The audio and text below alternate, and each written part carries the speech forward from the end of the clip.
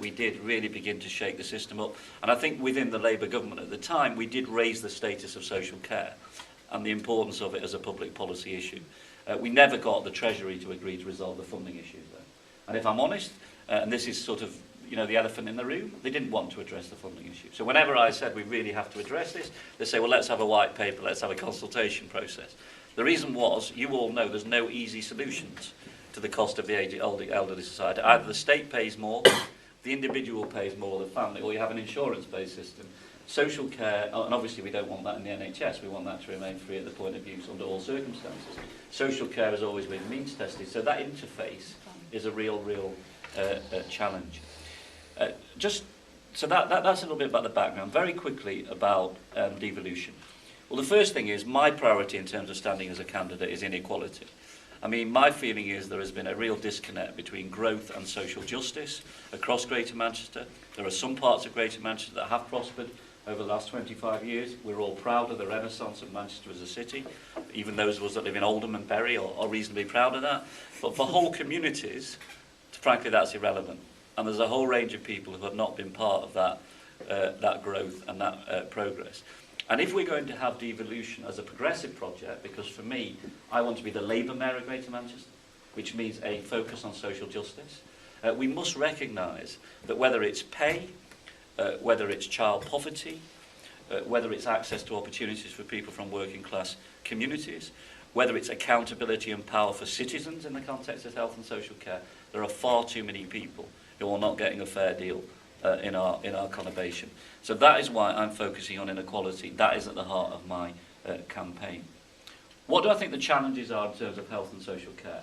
Well, first of all, the £2 billion black hole in the NHS budget. You cannot simply say, over to Greater Manchester, and disregard the pressure this is putting on frontline staff and on services and the impact it's having on patient care. This £2 billion black hole. You saw the A&E results recently, which showed, I think, 3 or 4 of our A&E departments amongst the worst in the country. But the health service and social care system are creaking.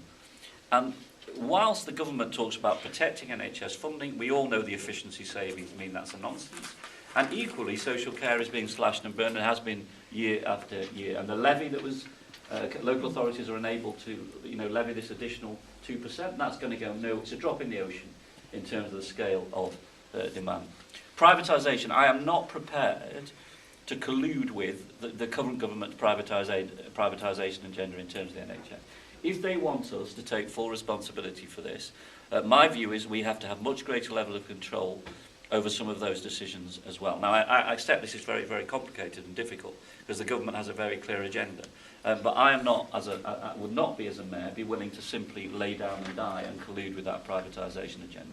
A couple of other issues I think we need to be concerned about. Hospital deficits. Who will be responsible in the future when hospitals get into tremendous debt? Will it be the National Health Service? Or will that be a devolved responsibility that Greater Manchester will be expected to sort out? What will happen in terms of pandemics?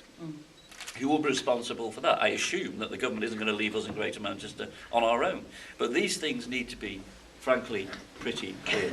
So I think one of the things a new mayor with a new mandate needs to do is negotiate a new, fairer deal with government.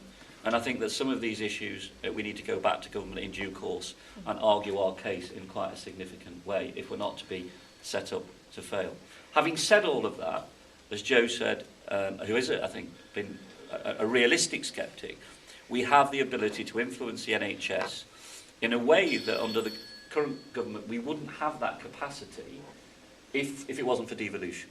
So we have to try and make the best of it. What does that mean? Well, it means integrate so that we can have prevention and early intervention. And that means, by the way, it is not just about the NHS acute and primary care integrating with the adult services department of the local authority and forgetting housing, forgetting adult learning, forgetting the voluntary and community sector. It's quite extraordinary that the voluntary and community sector are not round the table in terms of strategic discussions that are taking place in terms of health and social care. So if you really want if you want early intervention and prevention, it has to be the public sector. And I think, workers on the front line of our health service and so are doing an amazing job in impossible circumstances. You think about the pay, particularly in social care, among some of the lowest paid staff in our society, and yet we're asking them to work with our parents and our grandparents and people who are the most vulnerable? It seems to me that we need to reflect on that. But if you're going to go to prevention and early intervention, it cannot just be about the state. It has to be about community. It has to be about voluntary organisations. And it has to be about the public sector coming together. It can't just be about adult services and acute NHS hospitals and NHS primary care. I've said, and I'll bring things to a close on a couple of points and I'll shut up. I've